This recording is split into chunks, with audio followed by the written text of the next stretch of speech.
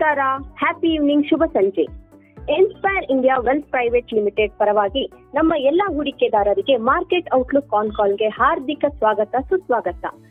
ಈ ಕಾನ್ ಕಾಲ್ ನಮ್ಮ ಎಲ್ಲಾ ಹೂಡಿಕೆದಾರರಿಗಾಗಿ ಪ್ರತಿ ತಿಂಗಳು ಆಯೋಜಿಸಲಾಗಿದ್ದು, ಮಾರ್ಕೆಟ್ ಏರಿಳಿತಗಳ ಬಗ್ಗೆ ಅಪ್ಡೇಟೆಡ್ ಮಾಹಿತಿಯನ್ನು ನೀಡುವುದು ಮತ್ತು ಹಣಕಾಸು ಕುರಿತು ನಿಮ್ಮ ಅರಿವು ಹೆಚ್ಚಿಸುವುದೇ ಇದರ ಉದ್ದೇಶವಾಗಿದೆ.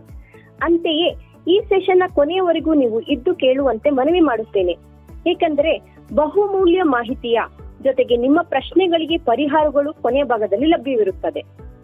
ಇಂದು ನಾವು ಮಾತನಾಡಲಿರುವ ಮುಖ್ಯ ವಿಷಯಗಳೆಂದರೆ ವಿಲ್ ರೈಟಿಂಗ್, ಎಸ್ಟೇಟ್ ಪ್ಲಾನಿಂಗ್ ಸೇವೆಗಳ ಬಗ್ಗೆ ಮಹತ್ವವಾದ ಮಾಹಿತಿ, ತೆರಿಗೆ, ಟ್ಯಾಕ್ಸ್ ಫೈಲಿಂಗ್ ಸಲಹೆ ಮತ್ತು ಕೊನೆಯ ಭಾಗದಲ್ಲಿ ಈ ಕಾನ್ ಕಾಲ್ ಕುರಿತಾದ ಪ್ರಶ್ನೆಗಳಿಗೆ 1-to-1 ಪರಿಹಾರಗಳನ್ನು ನಾವು ನೀಡಲಿದ್ದೇವೆ.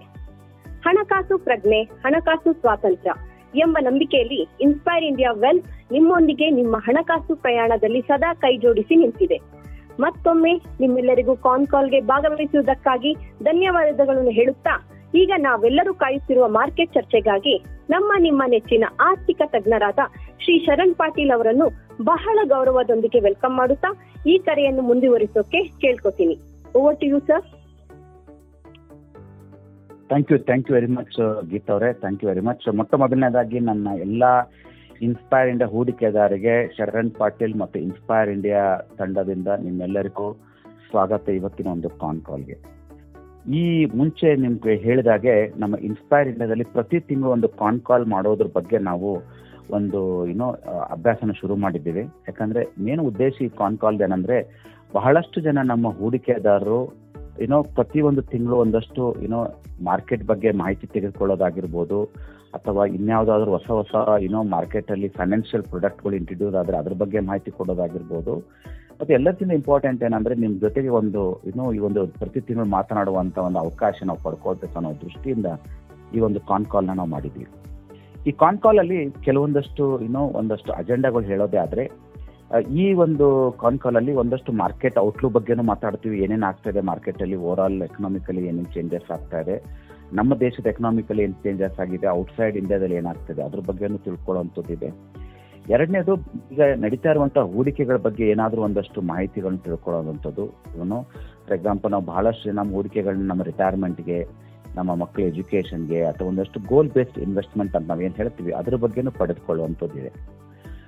ಮೂರನೇದು ಏನಂತಂದ್ರೆ, ಇನ್ನೇನಾದ್ರೂ ಹೊಸ ಸರ್ವಿಸಸ್ಗಳು ಮತ್ತು ಕೆಲವೊಂದು ಸೌಲಭ್ಯಗಳು ನಮ್ಮ ಇನ್ಸ್ಪೈರ್ ಕಡೆಯಿಂದ ನಮ್ಮ ಇನ್ವೆಸ್ಟರ್ ಹೂಡಿಕೆದಾರಿಗೆ ಏನಾದ್ರು ಇದ್ರೆ ಅದ್ರ ಬಗ್ಗೆನೂ ಒಂದು ಮಾಹಿತಿ ಕೊಡುವಂತ ಈ ಒಂದು ಕಾನ್ ಕಾಲ್ದ ಉದ್ದೇಶ. ಮತ್ತೆ ಈ ಕಾನ್ ಕಾಲ್ದ ಕೊನೆಯಲ್ಲಿ ಒಂದಷ್ಟು ಪ್ರಶ್ನೆಗಳನ್ನು ತೆಗೆದುಕೊಳ್ಳಕ್ಕೂ ನಮಗೆ ಅವಕಾಶ ಇರುತ್ತೆ. ಮೊಟ್ಟ ಮೊದಲನೇದಾಗಿ ನಾವೆಲ್ಲ ನೋಡ್ತಾ ಇದೀವಿ, ಇತ್ತಿತ್ತಲಾಗಿ ಬಹಳಷ್ಟು ಒಂದಷ್ಟು ನಾಯ್ಸ್ ಕೇಳ್ತಾ ಇದೀವಿ. ಕಳೆದ 2 ವರ್ಷದಿಂದ ನಾವು ನೋಡ್ತಾ ಬಂದಾಗೆ ಬಹಳಷ್ಟು ಜಿಯೋಪೊಲಿಟಿಕಲ್ ಇಶ್ಯೂಗಳು ನಡೀತಾ ಇದೆ. ಅದು ರಷ್ಯಾ ಯುಕ್ರೇನ್ ವಾರಿಂದ ಸ್ಟಾರ್ಟ್ ಆಗಿ ಇಸ್ರೇಲ್ ವಾರ್ ಆಗಿರ್ಬೋದು, ಇಸ್ರೇಲ್ ಮತ್ತು ಇರಾನ್ ವಾರ್ ಆಗಿರ್ಬೋದು. ಹಾಗೇನೆ there was recently war between Thailand and ಕಾಂಬೋಡಿಯಾದ ಮಧ್ಯನೂ ಆಗಿರ್ಬೋದು. ಅದೇ ತರ ಇಂಡಿಯಾ ಪಾಕಿಸ್ತಾನದ ಒಂದು ವಾರ ಆಯಿತು. ಸೊ ಸುಮಾರಷ್ಟು ಪ್ಲೇಸ್ಗಳಲ್ಲಿ ನಾವು ನೋಡ್ತಾ ಹೋದಂಗೆ ಬಹಳಷ್ಟು ಕಡೆ ಜಿಯೋಪೊಲಿಟಿಕಲ್ ವಾರ್ಗಳು ನಡೀತಾ ಇದೆ. ಓಕೆ, ಇದ್ರ ಬಗ್ಗೆ ನಾವು ಆಲ್ರೆಡಿ ಮಾರ್ಕೆಟ್ ಹೇಗೆ ರಿಯಾಕ್ಟ್ ಮಾಡ್ತಾ ಇದೆ, ಎಕನಾಮಿ ಹೇಗೆ ನಡೀತಾ ಇದೆ ಅದ್ರ ಬಗ್ಗೆನೂ ಒಂದಷ್ಟು ನಾವು ಪಡ್ಕೊಂಡಿದ್ದೀವಿ. ಬಟ್ ಇತ್ತಿತ್ತಲಾಗಿ ಈ ಟ್ರಂಪ್ ಅವರು 2ನೇ ಟರ್ಮಿಗೆ ಬಂದಾಗ ತುಂಬಾ ಒಂದು ಫ್ರಂಟ್ ಫುಟ್ ಅಲ್ಲಿ ಅವರು ಒಂದು ಆಡಳಿತ ನಡೆಸ್ತಾ ಇರೋದು ನೋಡ್ತಾ ಇದ್ವಿ. ಎಲ್ಲಾ ಕಡೆ ಅವ್ರು ಮಾಡ್ತಾ ಇರುವಂತ ಒಂದಷ್ಟು ನಾಯ್ಸ್ ಏನಂತಂದ್ರೆ, ಎಲ್ಲಾ ಕಂಟ್ರಿಗಳ ಮೇಲೆ ಒಂದಷ್ಟು ಟ್ಯಾರಿಫ್ಗಳನ್ನ ಹಾಕ್ಬಿಟ್ಟು ಓವರ್ ಆಲ್ ಅವ್ರದೇ ಆದಂತ ಒಂದು ರೀತಿನಲ್ಲಿ ಎಕನಾಮಿನ ವಾಪಸ್ ತೆಗೆದುಕೊಂಡು ಬರ್ಬೇಕು, ಅಮೆರಿಕನ್ ಎಕನಾಮಿ ಅನ್ನೋ ದೃಷ್ಟಿಯಿಂದ ಅವರು ಪ್ರಯತ್ನ ಮಾಡ್ತಾ ಇದ್ದಾರೆ. ಬಟ್ ಟ್ರಂಪ್ ಅಂದ ತಕ್ಷಣ ನನಗೆ ಯಾವಾಗಲೂ ಅವ್ರ ಬಗ್ಗೆ ಒಂದು ಯೋಚನೆ ಬರೋದೇನಂದ್ರೆ, ಸುಮಾರು ಒಂದು 18-20 ವರ್ಷದಿಂದ ನಾನು ಟ್ರಂಪ್ ಬಗ್ಗೆ ಒಂದಷ್ಟು ಸ್ಟಡಿ ಮಾಡ್ಕೊಂಡು ಬಂದಿರೋದ್ರಲ್ಲಿ ನಾನು ನೋಡಿರೋದೇನಂದ್ರೆ, ಟ್ರಂಪ್ ಒಬ್ಬ ಪ್ರೆಸಿಡೆಂಟ್ ಆಗಿ ನೀವು ಎಲ್ಲರೂ ಪರಿಚಿತ ಆದ್ರೆ ನನಗೆ ಅವರು ಒಬ್ಬ ಬಿಸ್ನೆಸ್ ಮ್ಯಾನ್ ಆಗಿ ನಾನು ಅವಾಗಿಂದನೂ ಅವ್ರ ಬಗ್ಗೆ ಒಂದಷ್ಟು ಫಾಲೋ ಅಪ್ ಮಾಡ್ಕೊಂತಾನೆ ಬಂದಿದ್ದೀನಿ. ಟ್ರಂಪ್ ಅವ್ರದ್ದೊಂದು ಲಿಟಲ್ ಬಿಟ್ ಆಫ್ ಹಿಸ್ಟ್ರಿ ಹೇಳೋದೇ ಆದ್ರೆ, ಟ್ರಂಪ್ ಅವ್ರದ್ದು ಇನ್ಹೆರಿಟೆನ್ಸ್ ಆಗಿ ಅವ್ರ ಫಾದರ್ ಬಿಸ್ನೆಸ್ ನ ಸ್ಟಾರ್ಟ್ ಮಾಡಿ ಒನ್ಸ್ ಅಪಾನ್ ಎ ಟೈಮ್ ಅವ್ರ ಎಂಟೈರ್ ಬಿಸ್ನೆಸ್ ನ ಬ್ಯಾಂಕ್ರಪ್ಟ್ ಆಗ್ಬಿಟ್ಟು ಒಂದು ಕಳೆದುಕೊಂಡಂತ ಟೈಮಲ್ಲಿ ವಾಪಸ್ ಆ ಬಿಸ್ನೆಸ್ ನ ಅವರು ಈ ತರ ಒಂದು ಟ್ಯಾಕ್ಟಿಕ್ಸ್ ಮತ್ತೆ ಪ್ರಯತ್ನದಿಂದ ವಾಪಸ್ನ ರೀಕ್ರಿಯೇಟ್ ಮಾಡಿರೋದು ನಾವು ನೋಡ್ತಾ ಇದ್ವಿ. ಅದೇ ವ್ಯಕ್ತಿ 70ನೇ ವರ್ಷದಲ್ಲಿ ಅಮೆರಿಕದಲ್ಲಿ ಪ್ರೆಸಿಡೆಂಟ್ ಆಗ್ಬೇಕಂತ ಡಿಸೈಡ್ ಮಾಡಿ ಪ್ರೆಸಿಡೆಂಟ್ ಆಗಿರೋದು ನಾವು ನೋಡಿದ್ವಿ. ಫಸ್ಟ್ ಟರ್ಮ್ ಅಲ್ಲಿ ಅವ್ರು ಏನು ಮಾಡ್ತಾ ಹೋದ್ರು, ಅದೇ ತರ ಸೆಕೆಂಡ್ ಟರ್ಮ್ ಅಲ್ಲಿ ಸೋತ್ರು. ಬೇರೆ ಯಾರೋ ಪ್ರೆಸಿಡೆಂಟ್ ಆದ್ರೆ ಅವ್ರ ವಯಸ್ಸಲ್ಲಿ ಆಗಿದ್ರೆ ಎರಡನೇ ಟರ್ಮ್ ಬರ್ತಿರ್ಲಿಲ್ಲ. ಆದ್ರೆ ಟ್ರಂಪ್ ಎಂತ ಜಿದ್ದಿ ಮನುಷ್ಯ ಅಂದ್ರೆ ಅವ್ರು ಎರಡನೇ ಟರ್ಮಲ್ಲಿ ತಿರ್ಗಾ ಎಲೆಕ್ಷನ್ ಫೈಟ್ ಮಾಡಿ ಎಲಾನ್ ಮಾಸ್ಕ್ನ ಸಪೋರ್ಟ್ ತಗೊಂಡು ಒಂದಷ್ಟು ಸಿಂಪತಿನ ಪಡ್ಕೊಂಡು ಏನೇನೋ ಅಲ್ಲ ಆಗಿ ಫೈನಲ್ ಅವ್ರು ಮತ್ತೆ ಇನ್ನೊಂದ್ಸಲ ಅಮೆರಿಕ ಪ್ರೆಸಿಡೆಂಟ್ ಆಗಿರೋದು ನೋಡ್ತಾ ಇದೀವಿ. ಈ ಸರ್ತಿ ಅಮೆರಿಕನ್ ಪ್ರೆಸಿಡೆಂಟ್ ಆಗ್ತಾ ಇದ್ದಂಗೆ ನಾವು ಮಾಡ್ತಾ ಇರುವಂತದ್ದು ಏನಪ್ಪಾ ಅಂದ್ರೆ ನಾವು ಅಮೆರಿಕನ ವಾಪಸ್ ಕ್ರಿಯೇಟ್ ಮಾಡೋಣ, ಅಮೆರಿಕನ ವಾಪಸ್ ದಟ್ ಗೋಲ್ಡನ್ ಪೀರಿಯಡ್ ಆಫ್ ಅಮೆರಿಕನ ವಾಪಸ್ ತಗೊಂಡ್ ಬರ್ಬೇಕು ಅನ್ನೋದು, ನ್ಯೂ ಅಮೆರಿಕ ಅನ್ನೋದು ಒಂದು ಕಾನ್ಸೆಪ್ಟ್ನ ಎಲ್ಲ ಕಡೆ ಜನರಿಗೆ ಅವರು ಒಂದು ಹುರಿದುಂಬಿಸ್ತಾ ಬರ್ತಾ ಇದ್ದಾರೆ. ಸೊ ಅಂಥದ್ರಲ್ಲಿ ಅವ್ರು ಮಾಡಿರೋದಂಥದ್ದು ಏನಪ್ಪಾ ಅಂತಂದ್ರೆ ಅಮೆರಿಕಾದಲ್ಲಿರುವಂತ ಒಂದಷ್ಟು ಏನೇನು ಇಂಪೋರ್ಟ್ ಎಕ್ಸ್ಪೋರ್ಟ್ ಇದೆ ಇದ್ರ ಮೇಲೆ ಅವ್ರಿಗೆ ಕಂಡು ಬಿದ್ದಿರುವಂಥದ್ದು. ಅದರಲ್ಲಿ ಮೇಜರ್ ಆಗಿ ಅವ್ರಿಗೆ ಬಿದ್ದಿರೋದು ಚೈನಾದ ಮೇಲೆ. ಯಾಕಂದ್ರೆ ಇವತ್ತು ಚೈನಾದಲ್ಲಿರುವಂಥ ಸುಮಾರು 70-80% ಅಷ್ಟು ಎಕ್ಸ್ಪೋರ್ಟು ಇವತ್ತು ಎಕ್ಸ್ಪೋರ್ಟ್ ಓರಿಯೆಂಟೆಡ್ ಎಕನಾಮಿ ಆಗಿರೋದ್ರಿಂದ ಅದರಲ್ಲಿ ಮೇಜರ್ ಆಗಿ ಬೆನಿಫಿಟ್ ಪಡ್ಕೊಳ್ತಾ ಇರೋದು ಅಮೆರಿಕ. ಸೊ ಹಾಗಾಗಿ ಅವರು ಅಮೆರಿಕ ಜೊತೆ ಸ್ಟಾರ್ಟ್ ಮಾಡಿದ್ರು. ಬಟ್ ಏನಂದ್ರೆ ಇನ್ನೊಂದ್ ಕಡೆ ಅಮೆರಿಕಕ್ಕೆ ಬರ್ತಾ ಇರುವಂತ ಗೂಡ್ಸ್ಗಳ ಮೇಲೆ ಅವ್ರಿಗೆ ಟ್ಯಾಕ್ಸ್ ಕಡಿಮೆ ಇದೆ, ಬಟ್ ಅದೇ ಅವ್ರ ಪ್ರಾಡಕ್ಟ್ ಬೇರೆ ಕಂಟ್ರಿಗೆ ಹೋದಾಗ ಅವರೆಲ್ಲರೂ ಟ್ಯಾಕ್ಸ್ ಜಾಸ್ತಿ ಕೊಡ್ತಾರೆ ಅನ್ನೋದು ಇದನ್ನ ಐಡೆಂಟಿಫೈ ಮಾಡಿ he started using that tactics. So ಹಾಗಾಗಿ ನೀವು ನಮ್ಮ ಕಂಟ್ರೀಸ್ ಮಾಡ್ಬೇಕಾದ್ರೆ ನೀವು ನಿಮ್ಮ ಕಂಟ್ರಿದನ್ನ ನಾವು ಜಾಸ್ತಿ ಮಾಡ್ತೀವಿ ಅನ್ನೋದನ್ನ ಇದು ಟಿಟ್ ಫಾರ್ ಟ್ಯಾಟ್ ಅನ್ನೋ ತರ ಸ್ಟಾರ್ಟ್ ಮಾಡಿರುವಂಥದ್ದಿದೆ. ನಾನು ಯಾಕೆ ಈ ಒಂದು ವಿಷಯ ನಿಮ್ಗೆ ಸ್ವಲ್ಪ ಡಿಟೇಲ್ ಆಗಿ ಹೇಳಕ್ ಹೋಗ್ತಾ ಇದ್ದೀನಿ ಅಂದ್ರೆ ಇವತ್ತು ಅಮೆರಿಕದ ಪರಿಸ್ಥಿತಿ ಏನಾಗಿದೆ ಅಂತಂದ್ರೆ ಅಮೆರಿಕದ ಇವತ್ತು ನಾವು ನೋಡ್ತಾ ಇರ್ಬೋದು ವರ್ಲ್ಡ್ ಬಿಗ್ಗೆಸ್ಟ್ ಎಕನಾಮಿ ಅಂತ ಕರಿತಾ ಇದೀವಿ. It is almost 36-37 trillion economy ಇದೆ. ಬಟ್ ಅದೇ ಅಮೆರಿಕದ ಇನ್ನೊಂದ್ ಕಡೆ ನಾವು ಡೆಟ್ ನ ನೋಡಿದ್ರೆ ಇವತ್ತು $38-39 ಟ್ರಿಲಿಯನ್ ಅಷ್ಟು ಅವ್ರದ್ದು ಡೆಟ್ ಇದೆ. ಒಂದು ಆವ್ರೇಜ್ ತೆಗಂತ ಹೋದ್ರೆ ಆವ್ರೇಜ್ ಅಮೆರಿಕನ್ ಟ್ಯಾಕ್ಸ್ ಪೇಯರ್ ತಲೆ ಮೇಲೆ ಅಟ್ಲೀಸ್ಟ್ $3-4 ಲಕ್ಷ ಅಷ್ಟು ಸಾಲದ ಹೊರೆ ಇದೆ. ಎರಡನೇದು, ಕಳೆದ ಸುಮಾರು 25-30 ವರ್ಷದಿಂದ ಅಮೆರಿಕದ ಎಂಟೈರ್ ಒಂದು ಏನ್ ಮ್ಯಾನುಫ್ಯಾಕ್ಚರಿಂಗ್ ಇತ್ತು ಅದೆಲ್ಲ ಇವತ್ತು ಚೈನಾಕ್ ಶಿಫ್ಟ್ ಆದ್ಮೇಲೆ ಅಮೆರಿಕದಲ್ಲಿ ಇವತ್ತು ಯಾವುದೇ ಒಂದು ಮ್ಯಾನುಫ್ಯಾಕ್ಚರಿಂಗ್ ಮಾಡಬೇಕು, ಒಂದು ಹೊಸ ಸೆಟಪ್ ಮಾಡ್ಬೇಕಂದ್ರೂ ಅದಕ್ಕೆ ಬೇಕಾಗಿರುವಂತ ಒಂದು ಇನ್ಫ್ರಾಸ್ಟ್ರಕ್ಚರ್ ಆಗಿರ್ಬೋದು, ಅದಕ್ಕೆ ಬೇಕಾಗಿರುವಂತ ಒಂದು ಸ್ಕಿಲ್ ಸೆಟ್ ಆಗಿರ್ಬೋದು, ಅದಕ್ಕೆ ಬೇಕಾಗಿರುವಂತ ಹ್ಯೂಮನ್ ರಿಸೋರ್ಸ್ ಆಗಿರ್ಬೋದು, ಅದನ್ನ ವಾಪಸ್ ಮಾಡುವಂತ ಸ್ಥಿತಿನಲ್ಲಿ ಇವತ್ತು ಅಮೆರಿಕದಿಲ್ಲ. Because they lost the completely that flow of the working. ಇವತ್ತು ಏನಿದ್ರು ಅಮೆರಿಕದಲ್ಲಿ ಇವತ್ತು ಅವ್ರದ್ದು ಇಂಟೆಲೆಕ್ಚುಯಲ್ ಪ್ರಾಪರ್ಟೀಸ್ ಆಗಿರ್ಬೋದು, ಕ್ರಿಯೇಟಿವ್ ಆಗಿರುವಂತ ಒಂದಷ್ಟು ಇದನ್ನ ಬಿಟ್ರೆ most of the things depending on the other Asian countries, specially on China.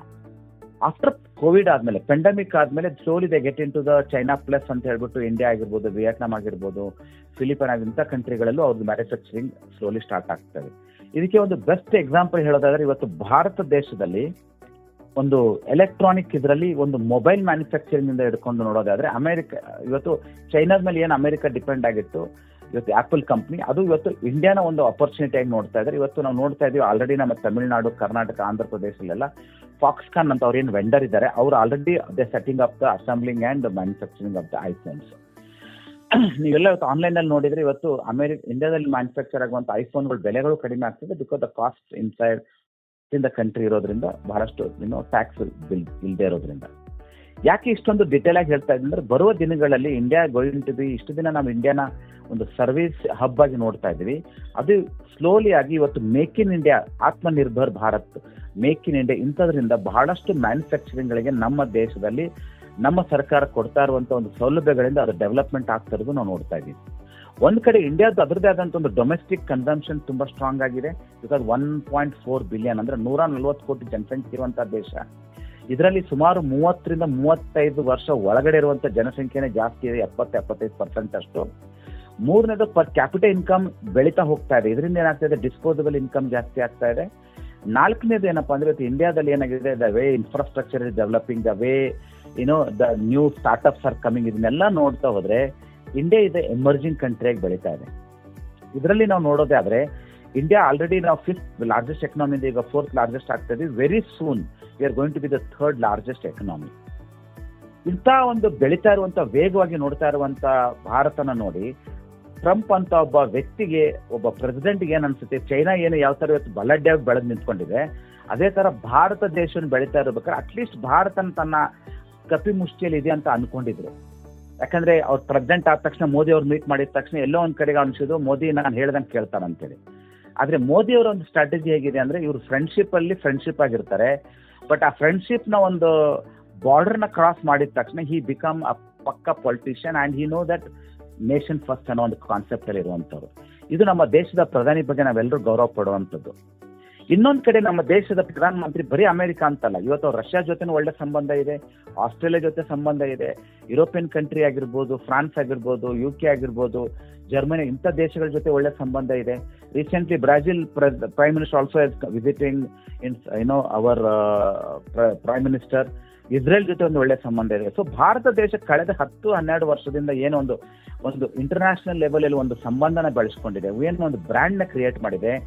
ಇಂಥ ದೃಷ್ಟಿಯಿಂದ ನೋಡಿದಾಗ ಈ ಒಂದು ಬೆದರಿಕೆ ಏನಂದ್ರೆ ಟಾರಿಫ್ ನಾವು ಜಾಸ್ತಿ ಮಾಡ್ತೀವಿ ಪರ್ಸೆಂಟೇಜ್ ಅಂತ ಹೇಳಿ ಏನ್ ಮಾಡಿದ್ದಾರೆ, ಇದು ಒಂಥರ ಒಂದು ಬೆದರಿಕೆ. ಅಲ್ಲಿ ಓಪನ್ ಆಗಿ ಹೇಳಿರೋದು, ಬಿಕಾಸ್ ನೀವು ರಷ್ಯಾದಿಂದ ಕಚ್ಚಾ ತೈಲನ ತರಿಸ್ಕೊಂತ ಇದ್ದೀರಾ, ಕ್ರೂಡ್ ಆಯಿಲ್ ಮತ್ತೆ ಅಲ್ಲಿರುವಂತ ಡಿಫೆನ್ಸ್ ಇಕ್ವಿಪ್ಮೆಂಟ್ ಬೈ ಮಾಡ್ತಾ ಇದ್ರೆ ಅದರಿಂದ ನಾವು ಟಾರಿಫ್ ಹಾಕ್ತಾ ಇದೀವಿ, ನೀವು ಅದನ್ನೇ ಕಂಟಿನ್ಯೂ ಮಾಡಿದ್ರೆ 25ರಿಂದ 30% ಮಾಡ್ತೀವಿ ಅಂತ ಹೇಳ್ತಾ ಇದ್ದಾರೆ.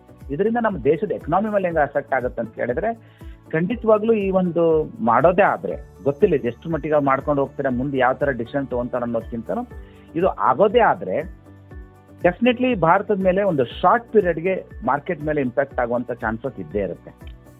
ಹಾಗೇನೆ ಒಂದು ಲಾಂಗ್ ಟರ್ಮ್ ಪಾಯಿಂಟ್ ಆಫ್ ಇಂದ ತೆಗೆದುಕೊಂಡಾಗ ಇದು ಅಮೆರಿಕಾಗೆ ಶಾರ್ಟ್ ಪೀರಿಯಡ್ ಅಲ್ಲಿ ಇಮಿಡಿಯೇಟ್ಲಿ ಒಂದಷ್ಟು ಅಲ್ಲಿ ಮೋಟಿವೇಶನ್ ಅಥವಾ ಅಲ್ಲಿರುವಂತ ಒಂದು ಎನ್ಕರೇಜ್ಮೆಂಟ್ ಸಿಗಬಹುದು. ಆದ್ರೆ ಲಾಂಗ್ ಟರ್ಮ್ ಅಲ್ಲಿ America can't withstand this type of shock. ಯಾಕಂದ್ರೆ the moment they are putting more tax on the Indian goods ಅಂತ ಅಂದ ತಕ್ಷಣನೇ ಅಲ್ಲಿ ಪರ್ಚೇಸ್ ಮಾಡುವಂತ ಪ್ರಾಡಕ್ಟ್ಸ್ ಗಳ ಮೇಲೆ every Americans have to pay more money to purchase all these things. Okay, ಇದರಿಂದ ಏನಾಗುತ್ತೆ, ಅವ್ರ ಕಂಟ್ರಿಲಿ ಮ್ಯಾನುಫ್ಯಾಕ್ಚರಿಂಗ್ ಆಗುತ್ತೆ ಅಂತಂದ್ರೆ ಆ ಪರಿಸ್ಥಿತಿ ಇವತ್ತು ಅಮೆರಿಕದಲ್ಲಿ ಇಲ್ಲ. ದೇ ಡೆಫಿನೆಟ್ಲಿ ಡಿಪೆಂಡ್ ಆನ್ ಇದರ್ ಇಂಡಿಯಾ ಅವ್ರ ಚೈನಾ ಪ್ರಾಡಕ್ಟ್ಸ್ ಮೇಲೆ ಬರಲೇಬೇಕು. ಸೊ ಅದನ್ನ ಅವಾಗ ಏನಾಗುತ್ತೆ, ಒಬ್ಬರ ಅಮೆರಿಕನ್ ಮೇಲೆ ಒಂದು ಹೊರೆ ಜಾಸ್ತಿ ಆಗುತ್ತೆ. ಅವರ ಒಂದು ಡಿಸ್ಪೋಸಬಲ್ ಇನ್ಕಮ್ ಅಲ್ಲಿ ಮಿನಿಮಮ್ $4,000 ಅಷ್ಟು ಜಾಸ್ತಿ ಆಗುತ್ತೆ ಅನ್ನೋ ಒಂದು ಅಂದಾಜಿದೆ. ಇದರಿಂದ ಏನಾಗುತ್ತೆ ಅಂದ್ರೆ ಅಲ್ಲಿ ಇನ್ಫ್ಲೇಷನ್ ಜಾಸ್ತಿ ಆಗುತ್ತೆ. ಇನ್ಫ್ಲೇಷನ್ ಜಾಸ್ತಿಯಾಗಿ ಎಕನಾಮಿ ಮೇಲೆ ಭಾರ ಬೀಳುವಂತ ಚಾನ್ಸಸ್ ಇದೆ. ಸೊ ಇದೆಲ್ಲನೂ ಇದೇನು ಮಾಡ್ತಾ ಇದ್ದಾರೆ, ಮೇ ಬಿ ಒಂದು 6 months to 1 year ಒಳಗಡೆ ಇದನ್ನ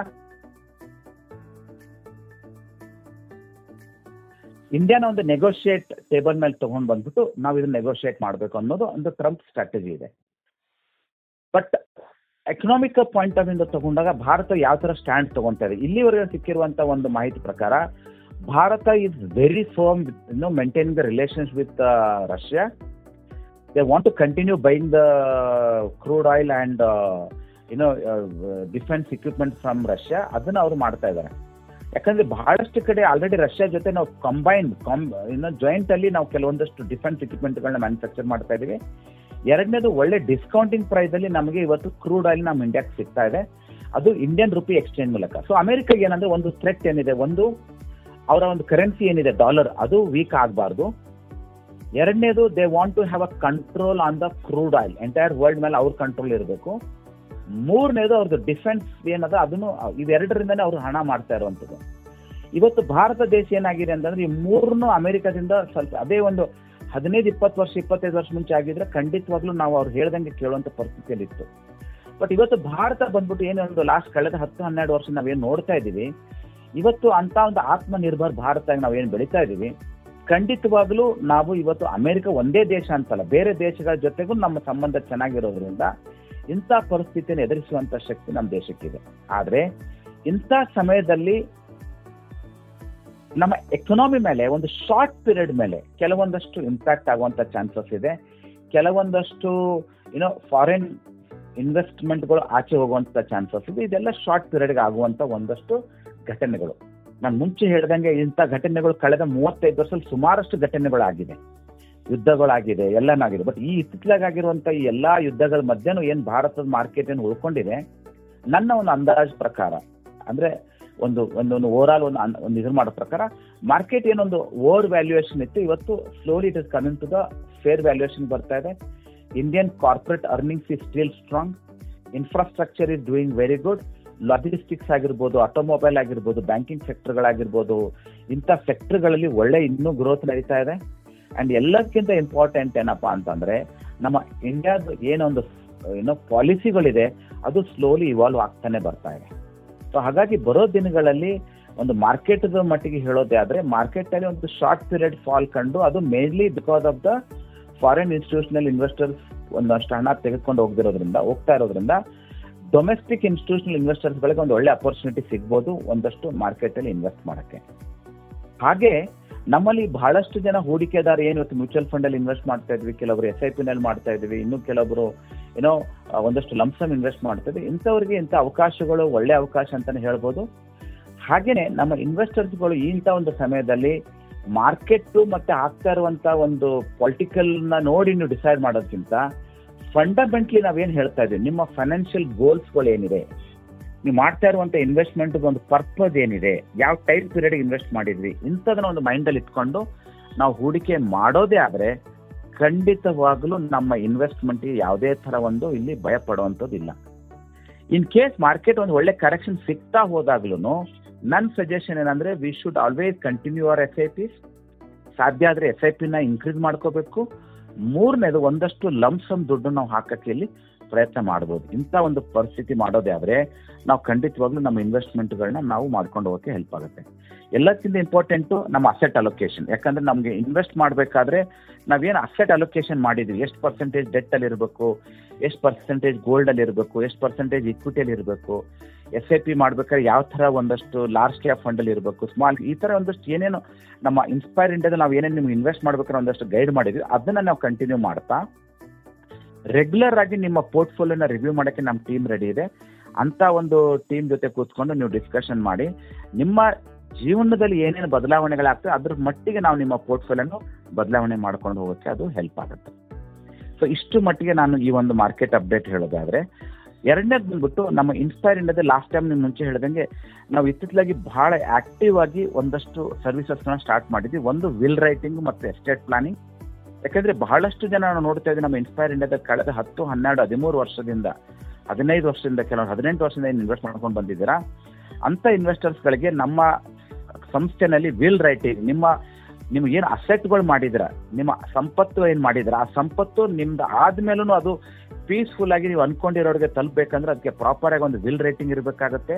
ಮತ್ತೆ ಒಂದು proper estate planning, family trust ಮಾಡುವಂಥದ್ದು ಹೇಗೆ, ಇದ್ರ ಬಗ್ಗೆನೂ ಒಂದಷ್ಟು ಮಾಹಿತಿನ ಕೊಡ್ತಾ ಇದ್ವಿ. ಮತ್ತೆ ಇದಕ್ಕೆ ಬೇಕಾಗಿರುವಂಥ ಒಂದಷ್ಟು ಇದನ್ನ ಹೇಗೆ ರಿಜಿಸ್ಟರ್ ಮಾಡಬೇಕು, ಹೇಗೆ ವಿಲ್ ರೈಟಿಂಗ್ ಪ್ರಿಪೇರ್ ಮಾಡಬೇಕು, ಹೇಗೆ ಡೇಟಾನ ಕಲೆಕ್ಟ್ ಮಾಡಬೇಕು, ಇದ್ರ ಬಗ್ಗೆನೂ ಒಂದಷ್ಟು ಮಾಹಿತಿ ನಾವು ಕೊಡೋಕ್ಕೆ ಸ್ಟಾರ್ಟ್ ಮಾಡ್ತಾ ಇದ್ವಿ. ಹಾಗೆ ಎರಡನೇ ಪಾಯಿಂಟ್ ಬಂದ್ಬಿಟ್ಟು ಟ್ಯಾಕ್ಸ್ ಫೈಲಿಂಗ್. ಇನ್ಸ್ಪೈರ್ ಇಂಡಿಯಾದಲ್ಲಿ ಇನ್ನೊಂದು ಸರ್ವಿಸ್ ಸ್ಟಾರ್ಟ್ ಮಾಡಿದ್ವಿ, ಟ್ಯಾಕ್ಸ್ ಫೈಲಿಂಗ್. ಆಲ್ರೆಡಿ ಇವಾಗ ಎಲ್ಲರದು ಟ್ಯಾಕ್ಸ್ ಫೈಲಿಂಗ್ ಸ್ಟಾರ್ಟ್ ಆಗಿದೆ. ಈಗ ಸೆಪ್ಟೆಂಬರ್ ವರೆಗೂ ನಮ್ಗೆ ಎಕ್ಸ್ಟೆನ್ಷನ್ ಸಿಕ್ಕಿರೋದ್ರಿಂದ ದಯವಿಟ್ಟು ಯಾರ್ಯಾವುದು ಟ್ಯಾಕ್ಸ್ ಫೈಲಿಂಗ್ ಇದೆ ಅವರೆಲ್ಲರೂ ಇನ್ಸ್ಪೈರ್ ಇಂಡಿಯಾ ಕಾಂಟ್ಯಾಕ್ಟ್ ಮಾಡ್ಬೋದು. ನಿಮ್ಮ ಟ್ಯಾಕ್ಸ್ ಫೈಲಿಂಗ್ ನಮ್ಮ ಇನ್ಸ್ಪೈರ್ ಇಂಡಿಯಾ ಥ್ರೂ ಮಾಡ್ತಾ ಇದ್ರೆ, ಸಪೋಸ್ ನಮ್ಮ ಇನ್ಸ್ಪೈರ್ ಇಂಡಿಯಾ ಬಿಟ್ಟು ನೀವು ಬೇರೆ ಕಡೆಯಲ್ಲಿ ಟ್ಯಾಕ್ಸ್ ಫೈಲಿಂಗ್ ಮಾಡ್ತಾ ಇದ್ರೆ ಅವರು ನಮ್ಮ ರಿಲೇಶನ್ಶಿಪ್ ಮ್ಯಾನೇಜರ್ ಹತ್ರ ಮಾತಾಡಿ ಕ್ಯಾಪಿಟಲ್ ಗೇನ್ ಏನಾಗಿದೆ, short term capital gain, long term capital gain ಏನಾಗಿದ್ರೆ ಅಂತದನ್ನ ನೀವು ಪಡ್ಕೋಬಹುದು. ಓಕೆ, ಹಾಗೇನೆ ಇನ್ನೊಂದು ಬಂದ್ಬಿಟ್ಟು ನಾನ್ NGI ಪೋರ್ಟ್ಫೋಲಿಯೋ. ಸಪೋಸ್ ನಿಮ್ಮಲ್ಲಿ ಹೂಡಿಕೆದಾರರು ಏನಾದರೂ ಬೇರೆಯವರು ಕೆಲವೊಬ್ಬರು ಬೇರೆ ಇನ್ವೆಸ್ಟ್ಮೆಂಟ್ ಅಂದ್ರೆ ನಮ್ಮಲ್ಲಿ ನಿಮ್ಮ ರಿಲೇಷನ್ಸ್ ಅಲ್ಲಿ ಫ್ಯಾಮಿಲಿ ಫ್ರೆಂಡ್ಸ್ ರಿಲೇಟಿವ್ ಏನಾದರೂ ಅವ್ರ ಇನ್ವೆಸ್ಟ್ಮೆಂಟ್ಗಳು ಬೇರೆ ಕಡೆ ಇದೆ, ಅಲ್ಲಿ ಅವ್ರಿಗೆ ಯಾವುದೇ ತರ ಒಂದು ಮಾಹಿತಿ ಸಿಗ್ತಾ ಇಲ್ಲ, ಯಾವುದೇ ತರ ಇನ್ಫಾರ್ಮೇಶನ್ ಸಿಗ್ತಾ, ಅಥವಾ ನಿಮ್ದೇ ಇನ್ವೆಸ್ಟ್ಮೆಂಟ್ ಬೇರೆ ಕಡೆ ಇದೆ, ಅಲ್ಲಿ ಏನಾಗ್ತಿದೆ ಅಂತ ಗೊತ್ತಾಗ್ತಿಲ್ಲ, whether that portfolio is right or ರಾಂಗೋ, ಅಥವಾ ಅದು ಪರ್ಫಾರ್ಮೆನ್ಸ್ ಹೇಗಿದೆ ಅಂತ ತಿಳ್ಕೊಬೇಕಂದ್ರೆ ನಮ್ಮ ಇಲ್ಲಿ ಹೊಸ ಸರ್ವಿಸ್ ಸ್ಟಾರ್ಟ್ ಮಾಡಿದ್ವಿ, ನಾನ್ NGI ಪೋರ್ಟ್ಫೋಲಿಯೋ ಅಂತೇಳಿ. ನಿಮಗೆ ಬೇರೆ ನಮ್ಮ NGI ಅಲ್ಲದೆ ಬೇರೆ ಕಡೆ ಎಲ್ಲಾದ್ರೂ ಹೂಡಿಕೆ ಇದ್ದಿದ್ರೆ ಅದು ನಮ್ಮ ರಿಲೇಶನ್ಶಿಪ್ ಮ್ಯಾನೇಜರ್ ಜೊತೆ ಶೇರ್ ಮಾಡಿದ್ರೆ ಅವರು ಅದ್ರ ಮೇಲೆ ಒಂದು ರಿಪೋರ್ಟ್ನ ತೆಗೆದುಕೊಡ್ತಾರೆ. ಅದ್ರ ಮೇಲೆ ನಿಮಗೆ ಮಾಹಿತಿ ಗೊತ್ತಾಗುತ್ತೆ, ಅದ್ರ ಪರ್ಫಾರ್ಮೆನ್ಸ್ ಹೇಗಿದೆ, ಅದರಲ್ಲಿ ಏನಾದ್ರು ಚೇಂಜಸ್ಗಳು ಮಾಡಬೇಕಾ, ಅದ್ರ ಬಗ್ಗೆ ಒಂದಷ್ಟು ಗೈಡೆನ್ಸ್ನ ನಾವು ಸ್ಟಾರ್ಟ್ ಮಾಡಿದ್ದೀವಿ. ಹಾಗೇನೆ ಇನ್ನೊಂದು ಇಂಪಾರ್ಟೆಂಟ್ ಏನಪ್ಪಾ ಅಂದ್ರೆ, ನಮ್ಮ ಇನ್ಸ್ಪೈರ್ ಇಂಡಿಯಾದಲ್ಲಿ ನಿಮ್ಮ ಒಂದು ವಾಟ್ಸಪ್ ಅಲ್ಲಿ ಒಂದು ಇನ್ಸ್ಪೈರ್ ಇಂಡಿಯಾ ಕಮ್ಯುನಿಟಿ ಅಂತ ಸ್ಟಾರ್ಟ್ ಮಾಡಿದ್ವಿ. ಈ ಕಮ್ಯುನಿಟಿ ಬಂದ್ಬಿಟ್ಟು ನಮ್ಮ ಕಡೆಯಿಂದ ನಿಮ್ಗೆ ಏನಾದರೂ ಇನ್ಫಾರ್ಮೇಶನ್ ಕೊಡೋದಾಗಿರ್ಬೋದು, ಮಾರ್ಕೆಟ್ ಅಪ್ಡೇಟ್ ಆಗಿರ್ಬೋದು, ಅಥವಾ ಕೆಲವೊಂದು ಪ್ರೆಸೆಂಟೇಷನ್ ಶೇರ್ ಮಾಡ್ಬೇಕಂದ್ರೆ ಈ ಒಂದು ಕಮ್ಯುನಿಟಿಯಲ್ಲಿ ಅವಕಾಶ ಇದೆ. ದಯವಿಟ್ಟು ಎಲ್ಲರೂ ಈ ಒಂದು ಕಮ್ಯುನಿಟಿ ಲಿಂಕ್ನ ನಾವು ಕಳಿಸ್ಕೊಡ್ತೀವಿ. ಇದನ್ನ ನೀವು ಪ್ರೆಸ್ ಮಾಡಿ ಜಾಯಿನ್ ಆಗೋದೇ ಆದ್ರೆ ಆ ಕಮ್ಯುನಿಟಿಯಲ್ಲಿ ನೀವು ಮೆಂಬರ್ ಆಗ್ತೀರಾ. ಅವಾಗ ನಿಮಗೆ ನಮ್ಮ ಕಡೆಯಿಂದ ಡೈರೆಕ್ಟ್ಲಿ ಮಾಹಿತಿಗಳು ಕೊಡೋಕ್ಕೆ ಅದು ಬಹಳ ಸಹಾಯ ಆಗುತ್ತೆ. ಹಾಗೆ ನಮ್ಮ ಇನ್ಸ್ಪೈರ್ ಇಂಡಿಯಾದ ಒಂದು ಗೂಗಲ್ ರಿವ್ಯೂ ಶೀಟ್ ಅಂತಿದೆ, ಇನ್ನೊಂದು ಯೂಟ್ಯೂಬ್ ಚಾನಲ್ ಇದೆ. ಇದಕ್ಕೂ ದಯವಿಟ್ಟಾಗಿ ನೀವೆಲ್ಲರೂ ಸಬ್ಸ್ಕ್ರೈಬ್ ಆಗಿ ಚಾನಲ್ಗೆ. ಮತ್ತೆ ಇಲ್ಲಿವರೆಗೆ ನೀವು ಇನ್ಸ್ಪೈರ್ ಇಂಡಿಯಾ ಜೊತೆ ನೀವು ಅಸೋಸಿಯೇಟ್ ಆಗಿ ಏನು ಬೆನಿಫಿಟ್ ಪಡ್ಕೊಂಡಿದ್ರೆ ಇದನ್ನ ನೀವು ರಿವ್ಯೂ ಮೀಟಲ್ಲಿ ಶೇರ್ ಮಾಡೋದೇ ಆದರೆ ಬಹಳಷ್ಟು ಜನಕ್ಕೆ ಇದೊಂದು ಒಳ್ಳೆ ಅನುಕೂಲ ಮಾಡ್ದಂಗೆ ಆಗುತ್ತೆ. ಹಾಗೆ ಇನ್ಸ್ಪೈರ್ ಇಂಡಿಯಾಗೂ ಬಹಳಷ್ಟು ಜನ ಹೊಸ ಇನ್ವೆಸ್ಟರ್ಗಳಿಗೆ ರೀಚ್ ಆಗಿ ಅವ್ರಿಗೂ ಸಹ ಒಂದಷ್ಟು ಮಾಹಿತಿ ಕೊಡಕ್ಕೆ ಇದು ಸಹಾಯ ಆಗುತ್ತೆ. ಕೊನೆಯದಾಗಿ ನಮ್ದು ಹುಬ್ಳಿದೊಂದು ಇವೆಂಟ್ ಇದೆ. ಹುಬ್ಳಿನಲ್ಲಿ ನಮ್ದು ಆಫೀಸ್ ಸ್ಟಾರ್ಟ್ ಆಗಿದೆ. ಹುಬ್ಳಿನಲ್ಲಿ ಸೆಪ್ಟೆಂಬರ್ 13 ನಮ್ದೊಂದು IAP ಮಾಡ್ತಾ ಇದ್ವಿ, ಇನ್ವೆಸ್ಟರ್ ಅವೇರ್ನೆಸ್ ಪ್ರೋಗ್ರಾಮ್ ಮಾಡ್ತಾ ಇದ್ವಿ. ನಿಮ್ಮ ರಿಲೇಷನ್ಸು ಫ್ರೆಂಡ್ಸು ಯಾರಾದರೂ ಇದ್ದರೆ ಹುಬ್ಳಿನಲ್ಲಿ ಅವರಿಗೆ ನೀವು ಇನ್ವಿಟೇಷನ್ ಕೊಡ್ಬೋದು. ಆ ಇನ್ವಿಟೇಷನ್ ನಮ್ಮ ಗ್ರೂಪಲ್ಲಿ ಶೇರ್ ಮಾಡ್ತೀವಿ. ಆ ಶೇರ್ ಮಾಡಿ ಅಲ್ಲಿ ನಮ್ಮ ಹುಬ್ಳಿ ಆಫೀಸ್ಗೆ ಹೋಗ್ಬಿಟ್ಟು ಅವ್ರು ಕಮ್ಯುನಿಕೇಟ್ ಮಾಡಿದರೆ ಅವರಿಗೆ ಪಾಸಸ್ ಸಿಗುತ್ತೆ. It is only for the passes. Entry free ಇದೆ. ಬಟ್ ಖಂಡಿತವಾಗ್ಲೂ ಯಾರು ರಿಜಿಸ್ಟರ್ ಮಾಡ್ತಾರೆ ಅವ್ರಿಗೆ ಮಾತ್ರ, ಮತ್ತು ಯಾರು ರೆಫರಲ್ ಥ್ರೂ ಬರ್ತಾರೆ ಅವ್ರಿಗೆ ಮಾತ್ರ ಅಲೋ ಮಾಡ್ತಾ ಇದ್ದೀವಿ. ರಿಪೀಟ್ ಆಗಿ ಹೇಳಬೇಕಂದ್ರೆ September 13th ಇದೇ ವರ್ಷ 2025 ಇದೆ. ಯಾರಾದರೂ ನಿಮ್ಮ ಫ್ರೆಂಡ್ಸ್ ರಿಲೇಟಿವ್ ಹುಬ್ಳಿ ಧಾರವಾಡಲ್ಲಿದ್ದರೆ ಅವ್ರನ್ನ ಅದನ್ನು ಅಟೆಂಡ್ ಆಗೋಕ್ಕೆ ಹೇಳ್ಬೋದು. ಇಷ್ಟು ಇವತ್ತಿನ ಒಂದು ರಿವ್ಯೂ ಇವತ್ತಿನ ಒಂದು ಕಾಲಲ್ಲಿ ನಿಮ್ಮ ಜೊತೆ ಮಾತಾಡ್ತಾ ಇದ್ದೀನಿ. Now I request operator to take some questions. ಇನ್ನೇನಾದರೂ ಮಾಹಿತಿ ಕೇಳಬೇಕಾ ಅಥವಾ ಇನ್ನೇನಾದರೂ ಇನ್ವೆಸ್ಟ್ಮೆಂಟ್ ಬಗ್ಗೆ, ಪೋರ್ಟ್ಫೋಲಿಯೋ ಬಗ್ಗೆ ಏನಾದ್ರು ಕೇಳಬೇಕಂದ್ರೆ ಖಂಡಿತವಾಗ್ಲೂ ಕನೆಕ್ಟ್ ಆಗೋಣ. ನೆಕ್ಸ್ಟ್ 10 ನಿಮಿಷ we will take the questions. Exactly 30 ಮಿನಿಟ್ಸಲ್ಲಿ ಕಾಲ್ನ ನಾವು ಮುಗಿಸ್ತಾ ಇದ್ದೀವಿ. ಇನ್ನೂ 10 ನಿಮಿಷ ಟೈಮ್ ಇರೋದ್ರಿಂದ ಕ್ವಶನ್ಸ್ ತೆಗೆದುಕೊಳ್ಳೋಕೆ ನಾನು ರೆಡಿ ಇದ್ದೀನಿ. Operator, you can ask the questions. You can open for the questions. Okay, sir. Ladies and gentlemen, if you have any questions, please press star and 1 on telephone keypad.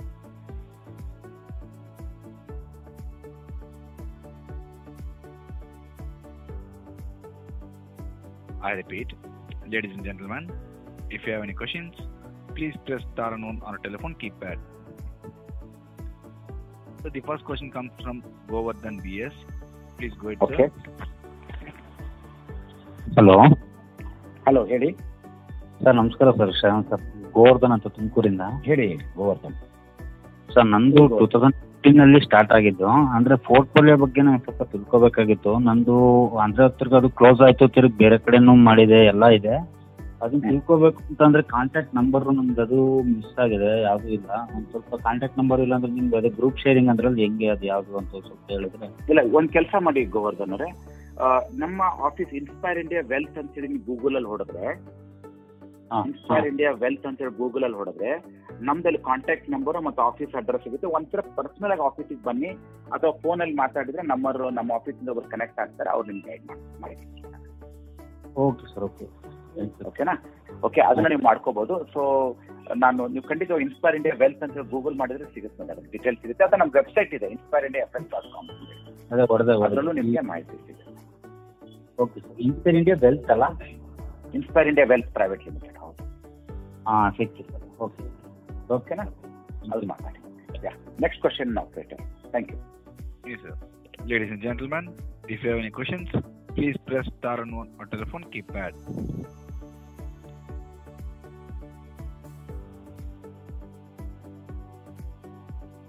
So the next question comes from Sanjay Mangdum. Please go ahead, sir. Okay sir. ನಮಸ್ಕಾರ sir. ನಮಸ್ಕಾರ ಸಂಜಯ್. ಹೇಳಿ sir, Sanjay Magdum ಅಂತ ಮಾತಾಡೋದು. ಹೇಳಿ Sanjay. Sir, ಇದು inspire ಇಂಡಿಯಾದ ಇದು app ಏನಾದರೂ ಇದೆ ಸರ್? ಬಿಡುಗಡೆ ಮಾಡ್ತಾ ಇದ್ದೀರಾ ಅಥವಾ ಏನಾದರೂ ಇದೆಯಾ? ನಮ್ಮ ಸದ್ಯಕ್ಕಂತೂ ವೆಬ್ಸೈಟ್ ಇದೆ. ನೀವು ಅದು ಮೊಬೈಲಲ್ಲೂ ವೆಬ್ಸೈಟ್ ನೋಡ್ಬೋದು. ನೀವು ಆಕ್ಚುಲಿ ಮೊಬೈಲಲ್ಲೂ ವೆಬ್ಸೈಟ್ ಬರುತ್ತೆ, inspireindiafs.com ಅಂದ್ರೆ ಮೊಬೈಲಲ್ಲೂ ಬರುತ್ತೆ. ಆ್ಯಪ್ ಅಂತ ಮಾಡಿಲ್ಲ ಇನ್ನು.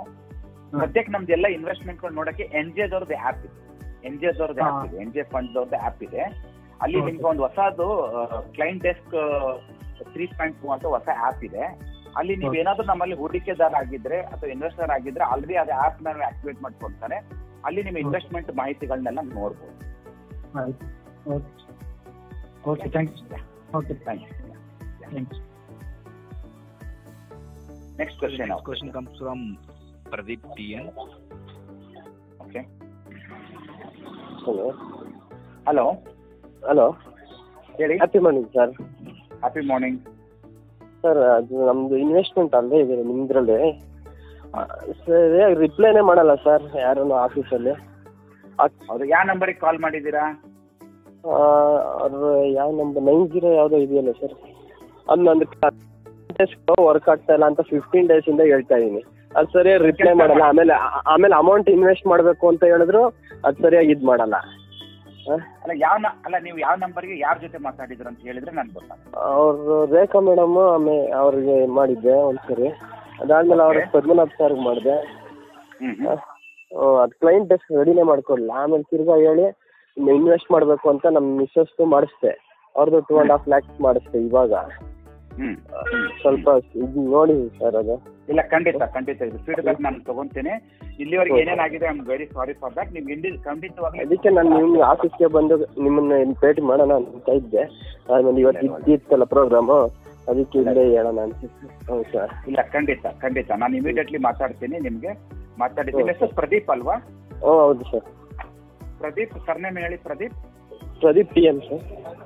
ಪ್ರದೀಪ್ PN. ಓಕೆ, ಖಂಡಿತ ಪ್ರದೀಪ್ ಅವರೇ ನೀವು ಕೊಟ್ಟಿರೋ ಫೀಡ್ಬ್ಯಾಕ್ ತುಂಬಾ ಇಂಪಾರ್ಟೆಂಟ್ ನಮ್ಗೆ. ಖಂಡಿತ ಆ ಥರ ಮುಂದೆ ಆಗದಿರೋ ಥರ ನೋಡ್ಕೊಂತೀವಿ. ನಿಮ್ಗೆ ಇಮಿಡಿಯೇಟ್ಲಿ ಕನೆಕ್ಟ್ ಮಾಡಕ್ ಮಾಡ್ತೀವಿ. Okay thank you sir. Okay Pradeep, thank you.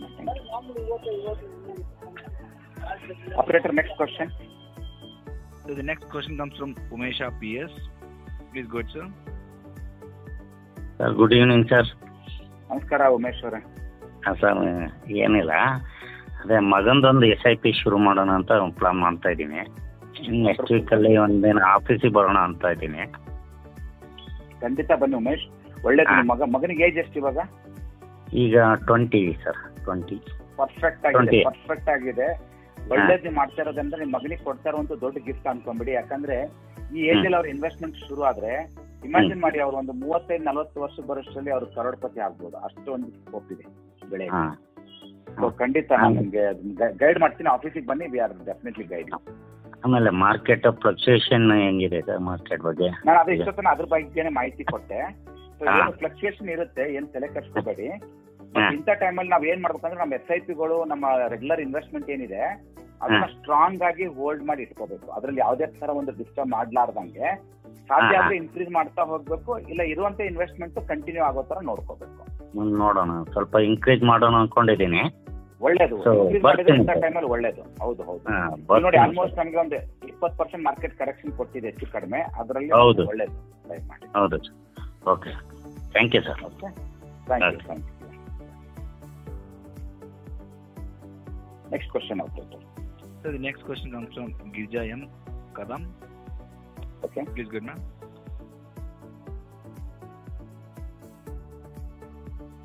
ಹೇಳಿ ಗಿರ್ಜಾ ಅವರೇ.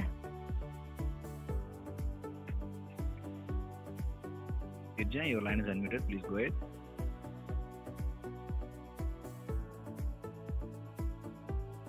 Sir, he's not responding, sir. Okay, next call. The next question comes from M. Nandish. ನಮಸ್ತೆ, ಗುಡ್ ಆಫ್ಟರ್ನೂನ್. ನಮಸ್ತೆ, ಹ್ಯಾಪಿ ಈವ್ನಿಂಗ್ ನಂದೀಶ್ ಅವರೇ. ಸರ್ ಏನಂದ್ರೆ ಲಾಸ್ಟ್ ಒಂದು 6 ಮಂತ್ಸಿಂದ ಪರ್ಸನಲ್ ರೀಸನ್ ಇಂದ ನಾನು SIP ಸ್ಟಾಪ್ ಮಾಡಿದ್ದೆ. ಮತ್ತೆ ರೀಸ್ಟಾರ್ಟ್ ಮಾಡಬೇಕು ಅಂತಿದೆ. ಬಟ್ ಈಗ ಮಾರ್ಕೆಟ್ ಕರೆಕ್ಷನ್ ಆಗುತ್ತೆ ಅಂತ ಒಂದು ಈಗ ಇಟ್ಟಿದೆ. ಈಗ ವಾಪಸ್ ಇಮಿಡಿಯೇಟ್ ಸ್ಟಾರ್ಟ್ ಮಾಡೋದು ಒಳ್ಳೇದಾ ಅಥವಾ ವೆಯ್ಟ್ ಮಾಡಬೇಕಾ ಅನ್ನೋದೊಂದು ಗೊಂದಲ ಇದೆ ಸರ್ ಮನಸ್ಸಲ್ಲಿ. ವಂಡರ್ಫುಲ್, ಒಳ್ಳೆ ಕ್ವಶನ್ ನಂದೀಶ್. ಸಾಮಾನ್ಯವಾಗಿ ನಂದೀಶ್ ಅವರೇ, ನಾವು ಮಾರ್ಕೆಟ್ ಅಲ್ಲಿ SIP ಶುರು ಮಾಡಬೇಕಾದ್ರೆ ನೀವು ಮಾರ್ಕೆಟ್ ಬಿದ್ದಾಗಲಾದ್ರಾಗಿರ್ಬೋದು, ಮಾರ್ಕೆಟ್ ಮೇಲ್ ಹೋದಾಗಿರ್ಬೋದು, ಅಥವಾ ಮಾರ್ಕೆಟ್ ಫ್ಲಾಟ್ ಅಲ್ಲಿ ಇದ್ರು ಹೂಡಿಕೆ ನೀವು ಶುರು ಮಾಡಕ್ಕೆ ಯಾವಾಗ್ಲೂ ಒಳ್ಳೆ ಕಾಲ ಅಂದ್ರೆ ಇವತ್ತು ಒಳ್ಳೆ ಕಾಲ ಇದೆ, ನಿನ್ನೆನೂ ಒಳ್ಳೆ ಕಾಲ ಇತ್ತು, ಮೊನ್ನೆನೂ ನಾಳೆನೂ ಒಳ್ಳೆ ಕಾಲ ಇದ್ದೇ ಇರುತ್ತೆ. ಏನ್ ಇಂಪಾರ್ಟೆಂಟ್ ನಾವು ಮಾರ್ಕೆಟ್ ಅಲ್ಲಿ ಇನ್ವೆಸ್ಟ್ ಮಾಡ್ಬೇಕಾದ್ರೆ, ನಾವು ಹೂಡಿಕೆ ಮಾಡ್ತಾ ಇರುವಂತ ಒಂದು ಹೂಡಿಕೆ ಇದೆಯಲ್ಲ, ಅದು SIP ಆಗಿದ್ರೆ ನಾವು ಡೈರೆಕ್ಟ್ ಆಗಿ ಅದನ್ನ ಗೋಲ್ ಬೇಸ್ಡ್ ಆಗಿ ಲಾಂಗ್ ಪೀರಿಯಡ್ ಆದ್ರೆ ಇಕ್ವಿಟಿಯಲ್ಲಿ ಮಾಡಬೇಕು, ಒಂದು ಮೀಡಿಯಂ ಪೀರಿಯಡ್ ಆದ್ರೆ ಹೈಬ್ರಿಡ್ ಫಂಡ್ ಅಲ್ಲಿ ಮಾಡಬೇಕು, ಶಾರ್ಟ್ ಪೀರಿಯಡ್ ಆದ್ರೆ ನಾವು ಕನ್ಸರ್ವೇಟಿವ್ ನಲ್ಲಿ ಇನ್ವೆಸ್ಟ್ ಮಾಡಬೇಕು. ಅದೇ ಒಂದು ಲಂಪ್ಸಮ್ ಮಾಡಬೇಕಾದ್ರೆ ನಾವು ಅಸೆಟ್ ಅಲೋಕೇಶನ್ ಫಂಡ್ಸ್ ಅಂತ ಒಂದಷ್ಟು ಆಪ್ಷನ್ ಇದೆ, ಅದರಲ್ಲಿ ಇನ್ವೆಸ್ಟ್ ಮಾಡ್ಕೊಂಡು ನಾವು ಮಾಡ್ತೀವಿ. ಬಟ್ ವೆರಿ ಇಂಪಾರ್ಟೆಂಟ್ ಏನಂದ್ರೆ, ನೀವು ಒಂದು ಗೋಲ್ನ ಇಟ್ಕೊಂಡು ಇನ್ವೆಸ್ಟ್ ಮಾಡಿದಾಗ ಶಾರ್ಟ್ ಪೀರಿಯಡ್ ಇರಲಿ, ಲಾಂಗ್ ಟರ್ಮ್ ಅಲ್ಲಿ ಇದ್ರಿ, ಅಥವಾ ಮಾರ್ಕೆಟ್ ಹೈ ನಲ್ಲಿ ಇನ್ವೆಸ್ಟ್ ಮಾಡಿ ಲೋನ್ ಅಲ್ಲಿ ಇನ್ವೆಸ್ಟ್ ಮಾಡಿದ್ರು ನಿಮ್ಮ investment more than 10 to 15 years ಆದ್ರೆ ಯಾವುದೇ ತರ ನಿಮ್ಮ ರಿಟರ್ನ್ಸ್ ಅಲ್ಲಿ ಬದಲಾವಣೆ ಇರಲ್ಲ. ಶಾರ್ಟ್ ಪೀರಿಯಡ್ ಅಲ್ಲಿ ಅದನ್ನ ಅನ್ಸುತ್ತೆ, ಬಟ್ ಲಾಂಗ್ ಟರ್ಮ್ ಅಲ್ಲಿ ನೀವು ಇನ್ವೆಸ್ಟ್ ಮಾಡಿದಾಗ, ನೀವು ಹೈ ನಲ್ಲಿ ಇನ್ವೆಸ್ಟ್ ಮಾಡಿ, ಲೋನ್ ಅಲ್ಲಿ ಇನ್ವೆಸ್ಟ್ ಮಾಡಿ, ಒಂದು ರೆಗ್ಯುಲರ್ ಆಗಿ ಇನ್ವೆಸ್ಟ್ ಮಾಡಿ, ಮೂರು ಮಾಡಿದಾಗ ವ್ಯತ್ಯಾಸ 1-2% ಅಷ್ಟೇ ವ್ಯತ್ಯಾಸ ಇರುತ್ತೆ. ಸೊ ಹಾಗಾಗಿ ನೀವು ಏನೋ ಮಾರ್ಕೆಟ್ ಕಡೆ ನೋಡ್ದೇನೆ ನಿಮಗೆ ಎಷ್ಟು ಬೇಗ ಆಗುತ್ತೆ ಅಷ್ಟು ಬೇಗ SIP ನ ಶುರು ಮಾಡಿ ಗೋಲ್ನ ಇಟ್ಕೊಳ್ಳಿ. ಅದಕ್ಕೆ ಇದು ನಾನು ಎಷ್ಟು ವರ್ಷಕ್ಕೆ ಮಾಡಬೇಕು, ಯಾವ ಪರ್ಪಸ್ಗೆ ಇನ್ವೆಸ್ಟ್ ಮಾಡ್ತಾ ಇದ್ದೀನಿ ಅದನ್ನ ಮೈಂಡ್ ಅಲ್ಲಿ ಇನ್ವೆಸ್ಟ್ ಮಾಡಿ ಮಾರ್ಕೆಟ್ ನ ನೋಡಿ ಡಿಸೈಡ್ ಮಾಡಕ್ ಹೋಗ್ಬೇಕು. ಬಿಕಾಸ್ ಮಾರ್ಕೆಟ್ ಅಲ್ಲಿ ಯಾವಾಗಲೂ ಏರಿಳಿತಗಳು ಇದ್ದೇ ಇರುತ್ತೆ. ಆ ಏರಿಳಿತಗಳು ಇರೋದ್ರಿಂದ ನಮ್ಮ SIPಗಳು ಇವತ್ತು 15-18% ರಿಟರ್ನ್ಸ್ ಕೊಟ್ಟಿದೆ. ಸೊ ಅದು ಬಹಳ ಇಂಪಾರ್ಟೆಂಟ್ ಆಗುತ್ತೆ. ಸೊ ಹಾಗಾಗಿ ನೀವು ಮಾರ್ಕೆಟ್ಗಿಂತ ಇಂಪಾರ್ಟೆಂಟ್ ನಿಮ್ಮ ಗುರಿ, ನಿಮ್ಮ ಫೈನಾನ್ಷಿಯಲ್ ಗೋಲ್ಸ್ ಏನಿದೆಯಲ್ಲ ಅದನ್ನ ತಿಳ್ಕೊಂಡು ಇನ್ವೆಸ್ಟ್ ಮಾಡೋದು ತುಂಬಾ important. Thank you. Okay, all the best. Next question operator. So the next question comes from Ashwini KS. Please go ahead. Sir ನಮಸ್ಕಾರ. ಹಲೋ, ನಮಸ್ಕಾರ.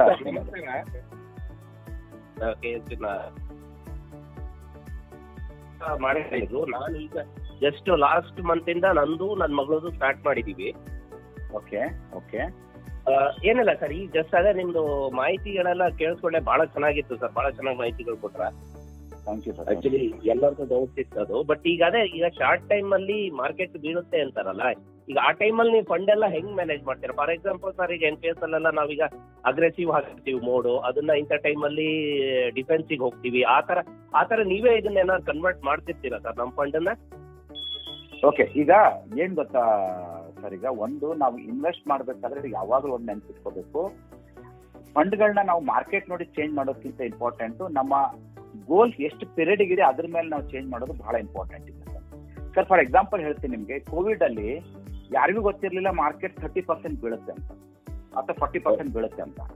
ಬಟ್ ಅದೇ 40% ಬಿದ್ದಿರೋ ಮಾರ್ಕೆಟ್ ಎಷ್ಟು ಬೇಗ ಮೇಲೆ ಹೋಗುತ್ತೆ ಅಂತ ಯಾರು ಎಕ್ಸ್ಪೆಕ್ಟ್ ಮಾಡಿರ್ಲಿಲ್ಲ.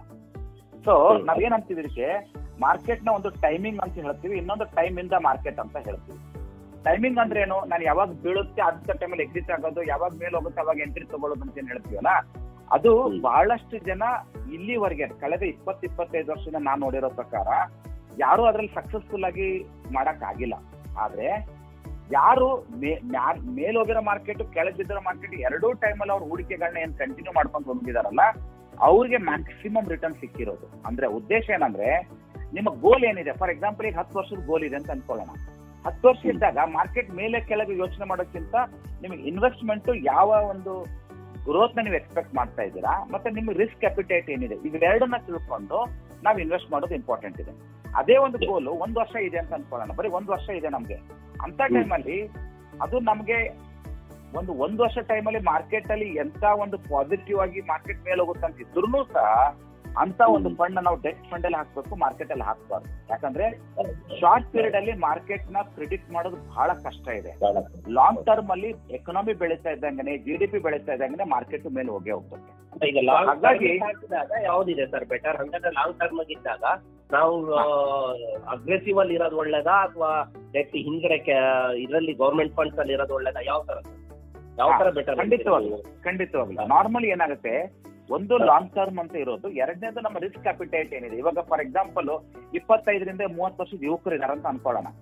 ಲಾಂಗ್ ಟರ್ಮ್ ಅಂದ್ರೆ ನನ್ನ ಪ್ರಕಾರ ಒಂದು ಮಿನಿಮಮ್ 10-15 ವರ್ಷಕ್ಕೆ ಇನ್ವೆಸ್ಟ್ಮೆಂಟ್ ಮಾಡಿದ್ರೆ, 25-30 ವರ್ಷದ ಯುವಕರು ಇದ್ರೆ ಅವರಿಗೆ ನಾವು ಇಕ್ವಿಟಿ ಇನ್ವೆಸ್ಟ್ಮೆಂಟ್ಗಳು ಕೊಡ್ಬೋದು. ಅದರಲ್ಲಿ ಲಾರ್ಜ್ ಕ್ಯಾಪ್ ಆಗಿರ್ಬೋದು, ಫ್ಲೆಕ್ಸಿ ಕ್ಯಾಪ್ ಆಗಿರ್ಬೋದು, ಮಲ್ಟಿ ಕ್ಯಾಪ್ ಆಗಿರ್ಬೋದು, ಅಥವಾ ಮಿಡ್ ಕ್ಯಾಪ್ ಒಂದಷ್ಟು ಕಾಂಬಿನೇಷನ್ ಕೊಡ್ಬೋದು. ಅದೇ ಒಬ್ಬ ಮಿಡ್ ಏಜ್ ನವ್ರು ಇರ್ತಾರೆ ಅನ್ಕೊಳ್ಳೋಣ, ಒಂದು 45-46 ವರ್ಷದವ್ರು ಅಥವಾ 50 ವರ್ಷದ ಒಳಗಡೆ ಇದ್ದವ್ರಿಗೆ ಹೈಬ್ರಿಡ್ ಫಂಡ್ಗಳನ್ನ ಕೊಡ್ಬೋದು, ಹೈಬ್ರಿಡ್ ಫಂಡ್ ನ ಕೊಡ್ಬೋದು. ಅದೇ ಒಂದಷ್ಟು 60 ವರ್ಷ ದಾಟಿರೋರ್ಗೆ ನಾವೇನ್ ಮಾಡ್ತೀವಿ ಅಂತಂದ್ರೆ, ಅವ್ರಿಗೆ ಒಂದು 20-30% ಅಷ್ಟು ಮಾತ್ರ ಇಕ್ವಿಟಿ ಕೊಟ್ಟು ಒಂದು 60-70% ಡೆಟ್ ಫಂಡ್ ನ ಕೊಡ್ಬೋದು. ಅಂದ್ರೆ ನಿಮ್ಮೊಂದು ಜನರಲ್ ಆಗಿ ನಾನು ಏನ್ ಹೇಳಕತ್ತೀನಿ ಅಂದ್ರೆ, ಈ ತರ ಒಂದು ಕಾನ್ಸೆಪ್ಟ್ ಅಲ್ಲಿ ನಾವು ಕೊಟ್ಟಾಗ ಅವ್ರು ಯಾವ ಫಂಡು ಏನು ಹೇಗೆ ಅಂತ ನಾವು ಪರ್ಸನಲ್ ಆಗಿ ಕೂತ್ಕೊಂಡು ಅನಲೈಸ್ ಮಾಡಿ ಕೊಡುವಂಥದ್ದು ಇದೆ. ಯಾಕಂದ್ರೆ ಈ ತರ ಜನರಲ್ ಆಗಿ ಒಂದು ಇನ್ಫಾರ್ಮೇಶನ್ ಕೊಡ್ತಾ ಇದ್ದೀನಿ ನಿಮ್ಗೆ. ಬಟ್ ಒಂದು ಇಂಪಾರ್ಟೆಂಟ್ ಏನಂದ್ರೆ ಪರ್ಸನ್ ಟು ಪರ್ಸನ್ ವ್ಯಕ್ತಿ, ಆಮೇಲೆ ಇನ್ವೆಸ್ಟ್ಮೆಂಟ್ ಟೈಮ್ ಪೀರಿಯಡ್ ಮೇಲೆ, ಮತ್ತೆ ಎಲ್ಲದಕ್ಕೆ ಇಂಪಾರ್ಟೆಂಟ್ ನಮ್ಮ ಫೈನಾನ್ಷಿಯಲ್ ಗೋಲ್ಸ್ ಗಳ ಮೇಲೆ ಇದೆಲ್ಲ ಚೇಂಜ್ ಆಗುತ್ತೆ. ನೀವು ಅದೇ ಈಗ ಹೇಳೋ ಪ್ರಕಾರ ಏಜ್ ಮೇಲೆ ರಿಲೇಟೆಡ್ ಇರುತ್ತೆ, ಯಾವ ರೀತಿ ರಿಸ್ಕ್ ತಗೊಳ್ಳೋದು. ಏಜು ಮತ್ತೆ number of period, but market ಮೇಲೆ ನಾವು ಹೋಗ್ಬಿಟ್ಟು ಡಿಸೈಡ್ ಮಾಡಬಹುದು. ಯಾಕಂದ್ರೆ ಮಾರ್ಕೆಟ್ ಯಾವಾಗಲೂ ನಿಮಗೆ ಡೈರೆಕ್ಷನ್ ಕೊಡಲ್ಲ. Short period market so many up and down ಆಗೇ ಆಗುತ್ತೆ. ಸೊ ಅದ್ರ ಮೇಲೆ ನಾವು ಡಿಪೆಂಡ್ ಮಾಡಕ್ ಆಗಲ್ಲ. ಅದೇ ಲಾಂಗ್ ಪೀರಿಯಡ್ ಅಲ್ಲಿ ಅಪ್ ಅಂಡ್ ಡೌನ್ ಇರುತ್ತೆ, ಲಾಂಗ್ ಟರ್ಮ್ ಅಲ್ಲಿ ಎಲ್ಲ ಅಪ್ ಅಂಡ್ ಡೌನ್ ಆಗ್ಬಿಟ್ಟು ಮಾರ್ಕೆಟ್ ಎರಡು ಹೋಗುತ್ತೆ. ಯಾಕಂದ್ರೆ ಎಕಾನಮಿ ಬೆಳೆದಿರುತ್ತೆ ಹಾಗೆ. Thank you very much. Yeah, thank you. Yes, operator, last question we can take. Okay, sir. The last question comes from Tipesha YC. Please go ahead. Sir, namaskar. Tipesha YC, please go ahead.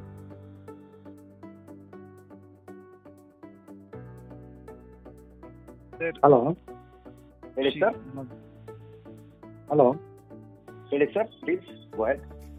Sir happy evening sir. Sharan sir. Happy evening. Sir Tippesh sir. ಹೇಳಿ sir. Sir ಇದು ಯಾವಾಗ sir ಇನ್ನು ಮತ್ತೆ ಇದು market ಬಿದ್ದಿದೆ, ಯಾವಾಗ sir ಮತ್ತೆ growth ಆಗ್ಬೋದು? ಎಷ್ಟು ಮಂತ್ಸ್ ಆ ಥರ ಏನಾದರೂ ಇದೆಯಾ ಸರ್ ಅದು? ಸರ್ ಮಾರ್ಕೆಟ್ ಬಿದ್ದಿಲ್ಲ ಸರ್. ಆಕ್ಚುಲಿ ನಾವು ಭಾಳ ಮಂದಿ ತಪ್ಪು ತಿಳ್ಕೊಂಡಿದ್ವಿ. ಮಾರ್ಕೆಟ್ ಲಾಸ್ಟ್ ಹೈ ಬಂದ್ಬಿಟ್ಟು 86,000 ಹೋಗಿತ್ತು. ಈಗ 80,000 ಬಂದಿದೆ. ಬಿದ್ದು ದರ ಮಾರ್ಕೆಟ್ ಅಲ್ಲ, ಮಾರ್ಕೆಟ್ ಗುಣಧರ್ಮನೇ ಈ ತರ ಕರೆಕ್ಷನ್ ತಗೊಳುತ್ತೆ. ಸೊ ಮಾರ್ಕೆಟ್ ಬಿದ್ದಿದೆ ಅನ್ನೋದಕ್ಕಿಂತ ಮಾರ್ಕೆಟ್ ತುಂಬಾ ಮೇಲೂ ಹೋಗ್ತಾ ಇಲ್ಲ, ತುಂಬಾ ಬೀಳ್ತಾನೂ ಇಲ್ಲ, ಒಂದು ಸ್ಟಾಗ್ನೆಂಟ್ ಆಗಿದೆ. ಬಿದ್ದಿರೋದಂತ ನಾನು ಹೇಳ್ತಾ ಹೋಗ್ಕೊಂತಲ್ಲ. ಯಾಕಂದ್ರೆ ಇವತ್ತೇ ಪೋರ್ಟ್ಫೋಲಿಯೋ ನೀವೇನಾರು 5 ವರ್ಷಕ್ಕಿಂತ ಜಾಸ್ತಿ ಇನ್ವೆಸ್ಟರ್ ಆಗಿದ್ರೆ ಇವತ್ತು ನಿಮ್ಮ ಪೋರ್ಟ್ಫೋಲಿಯೋಲ್ಲಿ 12-15% ರಿಟರ್ನ್ಸ್ ಇದೆ. ಬಿದ್ದಿರೋ ಮಾರ್ಕೆಟ್ ಅಲ್ಲ ಇದು. ಆದ್ರೆ ಯಾರು 1 ವರ್ಷದಲ್ಲಿ ಹೇಳಿ ಆಪಲ್ಲಿ ಚೆಕ್ ಮಾಡಿದೆ ಸರ್. ಅದು ಇವಾಗ ಆಲ್ಮೋಸ್ಟ್ ನನಗೊಂದು 6 ಮಂತ್ಸಿಂದನೂ ಸೇಮ್ ಅಮೌಂಟ್ ತೋರಿಸ್ತಾ ಇದೆ, ಸೇಮ್ ಇದರಲ್ಲೇನೆ ಬರ್ತಾ ಇದೆ.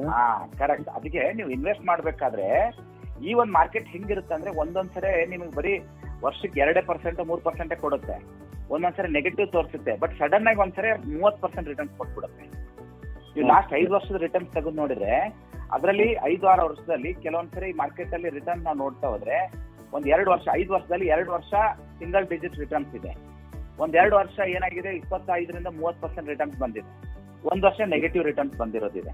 ಸೊ ಈ 5 ವರ್ಷದ ಕಂಬೈನ್ ನೋಡಿದ್ರೆ ಆವರೇಜ್ ಮಾರ್ಕೆಟ್ ರಿಟರ್ನ್ಸ್ 15-18% ಬಂದಿದೆ ಲಾಸ್ಟ್ 3 ವರ್ಷದಲ್ಲಿ.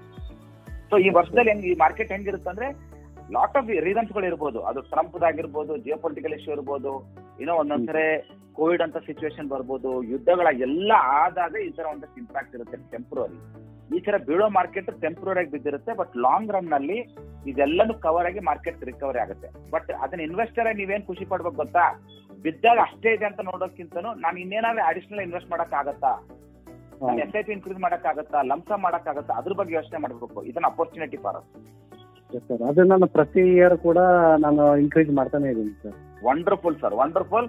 ಸೊ ನೀವು ಒಂದ್ಸರಿ ಬನ್ನಿ ಆಫೀಸ್ಗೆ, ನಾನು ನಿಮ್ ಪೋರ್ಟ್ಫೋಲಿಯೋ ನೋಡಿ ನಾನು ನಿಮ್ ಗೈಡ್ ಮಾಡ್ತೀನಿ, ನಿಮ್ ಪೋರ್ಟ್ಫೋಲಿಯೋ ಹೆಂಗ್ ಪರ್ಫಾರ್ಮ್ ಆಗಿದೆ ಅಂತ ಹೇಳ್ಬಿಟ್ಟು. ಗೈಡೆನ್ಸ್ ಆಗಿ ಸರ್ ಇದ್ರು, ಈಶ್ವರ್ ಸರ್, ನಮಗೆ ತುಂಬಾ ಗೈಡೆನ್ಸ್ ಸರ್. ಅದೇ ತರ ನಮ್ಮ ಇನ್ಸ್ಪೈರ್ ಅಲ್ಲಿ ಇವತ್ತು ಪದ್ಮನಾಭ್ ಅವ್ರು ಇದಾರೆ, ಶಿವ್ ಇದಾರೆ, ನಾನಿದ್ದೀನಿ, ಒಳ್ಳೊಳ್ಳೆ ನಮ್ಮ ಹತ್ರ ಇನ್ನೂ ಟೀಮ್ ಇದೆ. ಸೊ ಖಂಡಿತವಾಗ್ಲೂ ಅದು ಏನಾಗಿದೆ ಈಶ್ವರ್ ಸರ್ದು ತುಂಬಲಾರದ ನಷ್ಟ ಅದು ನಮ್ಮ ಇನ್ಸ್ಪೈರ್ ಇಂಡಿಯಾಗೆ. ಬಟ್ ಏನಂದ್ರೆ ಇವಾಗ ಇದು ಕೆಲವೊಂದು ಜೀವನದಲ್ಲಿ ನಮ್ಗೆ ನಮ್ಮ ಕಂಟ್ರೋಲ್ ಅಲ್ಲಿ ಇಲ್ದೇ ಇರುವಂತ ಕೆಲವೊಂದು ವಿಷಯಗಳಾದಾಗ ಅದನ್ನ ನಾವು ಓವರ್ಕಮ್ ಮಾಡ್ಲೇಬೇಕು. ನಮ್ಮೆಲ್ಲರಿಗೂ ಅದೊಂದು ಶಕ್ತಿ ದೇವ್ರ ಕೊಡ್ಲೇಬೇಕಾಗುತ್ತೆ. ಯಾಕಂದ್ರೆ ಬೇರೆ ಆಪ್ಷನ್ ಇಲ್ಲ ಸರ್ ನಮ್ಗೆ ಹಾಗೆ. ಬಟ್ ನಿಮ್ಗೆ ಇನ್ನೇನಾದ್ರು ಮಾಹಿತಿ ಬೇಕಂದ್ರೆ ನಮ್ಮ ಇನ್ಸ್ಪೈರ್ ಇಂಡಿಯಾದಿಂದ ನಮ್ಗೆ ಖಂಡಿತ ಮಾಹಿತಿ ಸಿಕ್ಕಿ.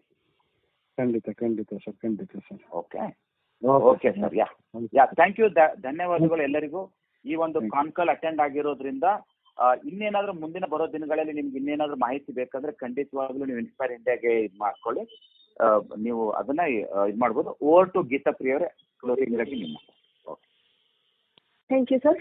ಇಂದು ಮಾರ್ಕೆಟ್ ಸ್ಥಿತಿಗತಿಯ ಬಗ್ಗೆ ವಿಶೇಷವಾಗಿ ಮಾತನಾಡಿದ ಶ್ರೀ ಶರಣ್ ಸರ್ಗೆ ಹೃತ್ಪೂರ್ವಕ ಧನ್ಯವಾದಗಳು. ಅವರು ಸ್ಪಷ್ಟವಾಗಿ ವಿವರಿಸಿದ ಅಮೆರಿಕ ಟ್ರಂಪ್ನ ತೆರಿಗೆ ಬಗ್ಗೆ ಸಂಕ್ಷಿಪ್ತ ಮಾಹಿತಿ, ಅದರಿಂದ ನಮ್ಮ ದೇಶದ ಮೇಲಾಗುವ ಪರಿಣಾಮ, ಅದನ್ನು ಎದುರಿಸಲು ನಾವು ಹೇಗೆ ತಯಾರಾಗಿರಬೇಕು ಎಂದು, ಹಾಗೂ will writing, estate planning, tax filing ಕುರಿತಂತೆ ಮಹತ್ವದ ಮಾಹಿತಿಯನ್ನು ನೀಡಿದ್ದಾರೆ.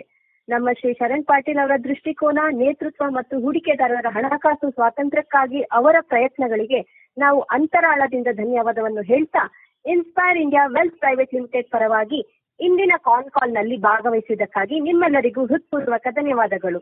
ಮುಂದಿನ ಕಾಲ್ ನಲ್ಲಿ ಇನ್ನಷ್ಟು ಹೆಚ್ಚು ಮಾಹಿತಿಯೊಂದಿಗೆ ಮತ್ತೆ ಭೇಟಿಯಾಗೋಣ. ಅಲ್ಲಿಯವರೆಗೂ ಸ್ಟೇ ಇನ್ವೆಸ್ಟೆಡ್, ಸ್ಟೇ ಅಪ್ಡೇಟೆಡ್ ಎಂದು ಹೇಳ್ತಾ ಧನ್ಯವಾದಗಳು ಮತ್ತು ಶುಭರಾತ್ರಿ.